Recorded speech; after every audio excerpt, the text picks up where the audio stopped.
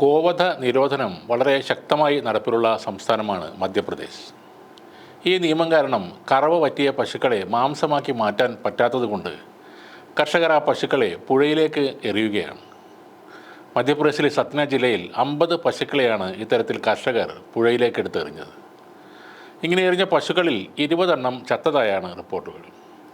ചൊവ്വാഴ്ച വൈകിട്ട് ബംഫോറിയയിലെ railway station സമീപത്തെ പാലത്തിന് മുകളിൽ നിന്ന് ഒരു സംഘം ആളുകൾ ഈ പശുക്കളെ പുഴയിലേക്ക് തള്ളിയിടുകയായിരുന്നു. ഇതിനെ തുടർന്ന് പോലീസ് 4 പേരെ അറസ്റ്റ് ചെയ്തിട്ടുമുണ്ട്. ഇതിൻ്റെ വീഡിയോ സമൂഹ മാധ്യമങ്ങളിൽ വ്യാപകമായി പ്രചരിക്കുന്നുണ്ട്.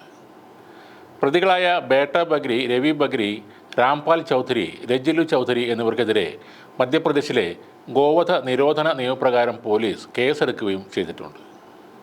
സമൂഹ മാധ്യമങ്ങളിലൂടെ ഈ ദൃശ്യം ശ്രദ്ധയിൽപ്പെട്ടപ്പോൾ തന്നെ ക്രൈം നമ്പർ 535/24 സെക്ഷൻ 325, ഭാരതീയ ന്യായ സംഹിത 3549 എന്നിവ പ്രകാരം നാഗോഡ് പോലീസ് കേസ് രജിസ്റ്റർ ചെയ്തിരുന്നു. കൂടാതെ ഗോവധ നിരോധന നിയമം 2004 പ്രകാരമുള്ള കേസും പ്രതികൾക്കെതിരെ രജിസ്റ്റർ ചെയ്തിട്ടുണ്ട്.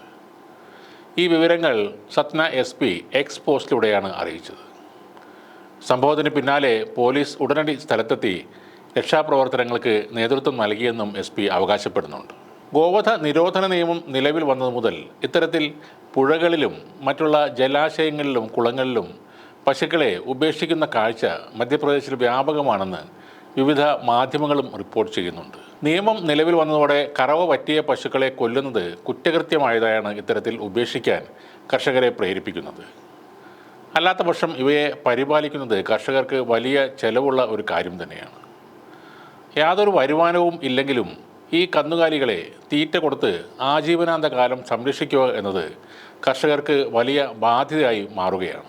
BJP നേതാവ് മോഹൻ യാദവ് പുതിയ മുഖ്യമന്ത്രിയായി ചുമതലയേറ്റത് മുതൽ പശുക്കടത്ത്, കശാപ്പ് എന്നിവയുമായി ബന്ധപ്പെട്ട് 500-ൽ അധികം കേസുകളാണ് സംസ്ഥാനത്താകെ രജിസ്റ്റർ ചെയ്തത്. 2 മാസങ്ങൾക്ക് മുമ്പ് ഇതേപോലെ 60-ൽ അധികം പശുക്കളുടെ ജഡം കണ്ടെത്തിയതിനെ തുടർന്ന് സിയോനി ജില്ലയിലെ പോലീസ് സൂപ്രണ്ടിനെയും അവിടുത്തെ ജില്ലാ കളക്ടറെയും സർക്കാർ ആ സ്ഥാനങ്ങളിൽ നിന്നും നീക്കം ചെയ്തിരുന്നു. തുടർന്ന് മുസ്ലിം ഭൂരിപക്ഷമുള്ള പ്രദേശത്ത് ഈദ് സമയത്ത് റെയ്ഡ് നടത്തുകയും 100 കിലോയോളം ബീഫ് കണ്ടെടുക്കുകയും ചെയ്തിരുന്നു. ഇവരുടെ 11 വീടുകളും ബുൾഡോസർ ഉപയോഗിച്ച് സർക്കാർ തകർക്കുകയും ചെയ്തിരുന്നു. അനധികൃത നിർമ്മാണം എന്ന പേരിലാണ് പ്രാദേശിക ഭരണകൂടം ഈ 11 വീടുകൾ ബുൾഡോസർ വെച്ച് ഇടിച്ചു നിരത്തിയത്. നിയമങ്ങൾ പലതും കൊണ്ടുവരാൻ എളുപ്പമാണ്. എന്നാൽ അതുമൂലം ജനങ്ങൾക്കുണ്ടാകുന്ന പ്രായോഗിക ബുദ്ധിമുട്ടുകൾ മനസ്സിലാക്കാൻ സർക്കാരുകൾക്ക് കഴിയുന്നില്ല. അവർ അതിന് തയ്യാറാവുന്നില്ല എന്നതാണ് വാസ്തവം. പശുക്കളെ കൊല്ലാൻ പാടില്ല എന്നത് കർശന നിയമമാണെങ്കിൽ അവയെ പരിപാലിക്കാൻ സർക്കാർ തന്നെ മുന്നിട്ടിറങ്ങണം. അല്ലെങ്കിൽ ഇത്തരം സംഭവങ്ങൾ ആവർത്തിക്കപ്പെടും.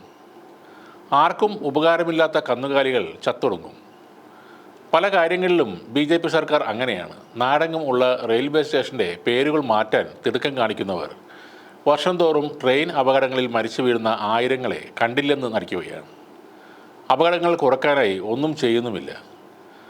ബോംബെ VT സ്റ്റേഷൻ ഛത്രപതി ശിവജി ടെർമിനസായി മാറി. കോലാപൂർ എന്നത് ഛത്രപതി സാഹു മഹാരാജ് ടെർമിനസായി. മരണവും അപകടവും മാത്രമാണ് ഇപ്പോഴും മാറ്റമില്ലാതെ തുടരുന്നത്.